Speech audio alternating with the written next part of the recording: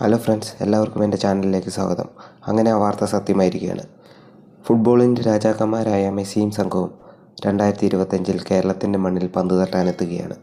നമ്മുടെ ഗവൺമെൻറ് ഔദ്യോഗികമായി തന്നെ ഇക്കാര്യം പറഞ്ഞിരിക്കുകയാണ്. അപ്പോൾ എന്തായാലും 2025 2 മത്സരങ്ങൾ കളിക്കുന്നതിന് വേണ്ടി അർജൻറ്റീനയും ടീം കേരളത്തിലെത്തും. ഈ വാർത്ത കൺഫേം ആയതോടുകൂടി തന്നെ സോഷ്യൽ മീഡിയയും അതുപോലെ തന്നെ മുൻനിര വാർത്താ ചാനലുകളുമെല്ലാം ഈ വാർത്ത ആഘോഷിക്കുകയാണ്. ലോകം മുഴുവനുള്ള ചാനലുകൾ ഈ വാർത്ത റിപ്പോർട്ട് ചെയ്യുന്നുണ്ട്. അതുപോലെ തന്നെ ഇന്ത്യയിലുള്ള സ്പോർട്സുമായി ബന്ധപ്പെട്ട ചാനലുകളും അതുപോലെ തന്നെ മുൻനിര ചാനലുകളുമെല്ലാം ഈ വാർത്ത ആഘോഷമാക്കുന്നുണ്ട്. ഇന്ത്യയിലെ പ്രധാന സ്പോർട്സ് സോഷ്യൽ മീഡിയ ഹാൻഡിലുകളും അതുപോലെ തന്നെ ലോകോത്തര ചാനലുകളുമെല്ലാം ഈ വാർത്ത വളരെ ആകാംക്ഷയോടെ തന്നെയാണ് റിപ്പോർട്ട് ചെയ്യുന്നത്. സ്പോർട്സ് ലോകത്ത് ഈ വാർത്ത ഇപ്പോൾ വളരെയധികം ചർച്ച ചെയ്യപ്പെടുന്നു.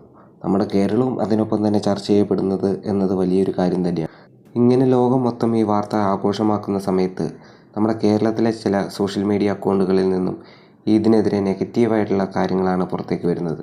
ഇത്തരം സോഷ്യൽ മീഡിയ അക്കൗണ്ടുകൾ പറയുന്നത് മെസ്സിയും സംഘവും കേരളത്തിലേക്ക് എത്തുമ്പോൾ ഉണ്ടാകുന്ന ഭാരിച്ച ചെലവുകളെ പറ്റിയാണ്.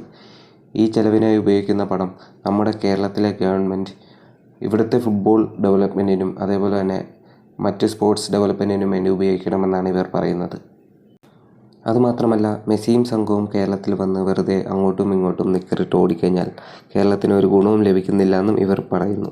നമുക്ക് അതുമായി ബന്ധപ്പെട്ട 2-3 ക്ലിപ്പുകൾ കണ്ടു. ലയണൽ മെസ്സി അർജന്റീനയിൽ വന്ന് ആർക്കാണ്ടെതിരെ കളിക്കാൻ പോകുമെന്ന് അബ്ദുൾ റഹ്മാൻ പ്രഖ്യാപിച്ചതിന് പിന്നാലെ ചില ഫാൻസ് ആഘോഷം തുടങ്ങിയിട്ടുണ്ട്. പക്ഷേ കാര്യഗൗരവമുള്ളവർ അതിനെ ആട്ടാപ്പടലം ഊക്കി പൊളിക്കാൻ തുടങ്ങിയിട്ടുണ്ട്. ആഷിഖിനെ ഒരു ഇൻസ്റ്റയിൽ സ്റ്റോറി ഇട്ട് തുടങ്ങിയിട്ടുണ്ട്. ഇനി ബാക്കി അങ്ങോട്ട് തുടങ്ങും.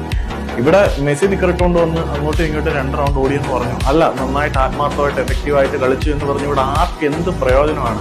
കുറെ അടിമകളായിട്ടുള്ള ആരാധകർക്ക് ആഘോഷിക്കാനുള്ള വകയുണ്ട് എന്നല്ല ഒരു തേങ്ങ നടക്കാൻ പോകുന്നില്ല. കേരളത്തിന് വിസിബിലിറ്റി കിട്ടുന്നു. തേങ്ങ കൊലയാണ് കിട്ടാൻ പോകുന്നത്. ഇവിടെ പുള്ളി ഇതെന്ത് അടിസ്ഥാനത്തിലാണ് പറയുന്നതെന്ന് എനിക്ക് മനസ്സിലാകുന്നില്ല. ലോകകപ്പ് ചാമ്പ്യന്മാരായിട്ടുള്ള അർജന്റീന ഇവിടെ വന്ന് കളിക്കുമ്പോൾ കേരളത്തിന് ഒരു വിസിബിലിറ്റി കിട്ടില്ല എന്ന് പറയുന്നത് എന്തടിസ്ഥാനത്തിലാണെന്ന് മനസ്സിലാകുന്നില്ല. കാരണം പുള്ളിയുടെ ഉദ്ദേശം എന്താണെന്നുള്ള കാര്യം. കാരണം എന്തായാലും അർജന്റീനൻ ടീം ഇവിടെ വന്ന് കളിക്കുമ്പോൾ ഉറപ്പായിട്ടും അത് ലോകമാധ്യമങ്ങൾ മൊത്തം റിപ്പോർട്ട് ചെയ്യും. പ്രത്യേകിച്ച് ഏഷ്യയിലുള്ള രാജ്യങ്ങൾ മൊത്തം അത് ആഘോഷമാക്കുക തന്നെ ചെയ്യും.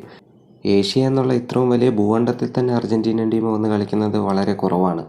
അങ്ങനെയുള്ളൊരു സാഹചര്യത്തിൽ നമ്മുടെ കേരളത്തിൽ അവർ വന്ന് കളിക്കുക എന്നുള്ളത് വലിയൊരു കാര്യം തന്നെയായിട്ടാണ് തോന്നുന്നത്. അതിന് നല്ല മീഡിയ കവറേജും കിട്ടും, അതിന് നല്ല പബ്ലിസിറ്റിയും കിട്ടും. ഇതിനെക്കാട്ടി ഫാൻസ് ലയണൽ മെസ്സി വരുന്ന എല്ലായിടത്തും ആരാധകർ വരുന്നുണ്ട്. ആഘോഷവും കാര്യങ്ങളൊക്കെ നടക്കുകയും ചെയ്യും. അതിപ്പം കേരളത്തിൽ നടന്നുകൊണ്ടൊരു തേങ്ങാക്കൊലയും പ്രത്യേകം ഉണ്ടാകാൻ പോകുന്നില്ല. ഇതുകൊണ്ടുള്ള ഗുണം അർജന്റീന ഫുട്ബോൾ ഫെഡറേഷന് ഉണ്ടാവുന്നുണ്ട്.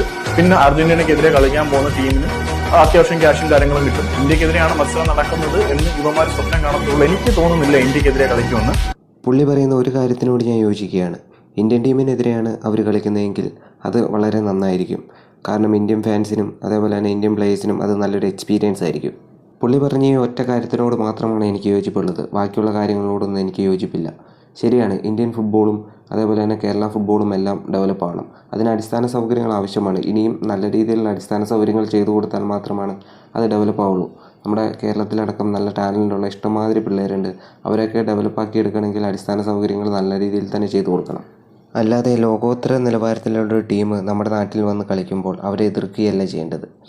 നമ്മുടെ അടിസ്ഥാന സൗകര്യങ്ങൾക്ക് വേണ്ടി നമ്മൾ ബാധിക്കണം. അതിനോടൊപ്പം തന്നെ നമുക്ക് നല്ല ക്വാളിറ്റിയുള്ള മാച്ചുകൾ, ഇൻ്റർനാഷണൽ ടീമുകൾ, ഇൻ്റർനാഷണൽ പ്ലേയേഴ്സുകളെയൊക്കെ കാണാൻ കിട്ടുന്ന അവസരങ്ങൾ നമ്മൾ മുതലാക്കുകയും വേണം. നമുക്കറിയാം ഇതിന് നല്ല ഫണ്ട് വരുമെന്നാണ് ഇപ്പോൾ എല്ലാവരും പറയുന്നത്. അത്തരത്തിലുള്ള ഫണ്ട് നമുക്ക് എന്തായാലും സ്പോൺസർഷിപ്പ് വഴിയും അതേപോലെ തന്നെ ആഡ് റവന്യൂ വഴിയും എല്ലാം നമുക്ക് ലഭിക്കും. അതുമാത്രമല്ല, അർജന്റീനിയൻ ടീം ഇവിടെ വന്ന് ഈ മത്സരം വിജയകരമായി പൂർത്തിയാക്കി കഴിഞ്ഞാൽ അത് മറ്റ് രാജ്യങ്ങൾക്കും ഒരു കോൺഫിഡൻസ് നൽകും. അവരും നമ്മുടെ രാജ്യത്ത് ഒരു പക്ഷേ അല്ലെങ്കിൽ നമ്മുടെ സംസ്ഥാനത്ത് വന്ന് കളിക്കണമെന്നുള്ള ആഗ്രഹം പ്രകടിപ്പിക്കാൻ സാധ്യതയുണ്ട്. മെസ്സിയും സംഘവും വരുന്നതിനോടൊപ്പം തന്നെ നമ്മുടെ ഈ കൊച്ചു സംസ്ഥാനത്തിന് ഫുട്ബോളിനോടുള്ള സ്നേഹവും എത്രത്തോളം ഉണ്ടെന്ന് ലോകമറിയും. അങ്ങനെ ലോകമറിയുന്നതിലൂടെ ഏതെങ്കിലും നല്ല ക്ലബ്ബുകളോ അല്ലെങ്കിൽ ഏതെങ്കിലും നല്ല അക്കാദമികളോ വന്ന് നമ്മുടെ ഈ കൊച്ചു സംസ്ഥാനത്ത് വന്ന് സ്റ്റാർട്ട് ചെയ്യുകയാണെങ്കിൽ അത് നമ്മുടെ യങ്സ്റ്റേഴ്സിന് കിട്ടുന്ന വലിയൊരു അനുഗ്രഹമായിരിക്കില്ലേ. ഇത്തരത്തിൽ ധാരാളം പോസിറ്റീവ് സൈഡുകൾ ഇതിലുണ്ട്. ഇതൊന്നും കാണാതെ എന്തോ ഒരു വാശി അല്ലെങ്കിൽ വൈരാഗ്യം വെച്ച് നെഗറ്റീവ് മാത്രം പറയുന്ന ഇവരെ എന്തിൻ്റെ അടിസ്ഥാനത്തിലാണെന്ന് എനിക്ക് മനസ്സിലാകുന്നില്ല. എന്തായാലും നിങ്ങളുടെ വിലയേറിയ അഭിപ്രായങ്ങളും നിർദ്ദേശങ്ങളും കമൻറ്റ് ചെയ്യുക.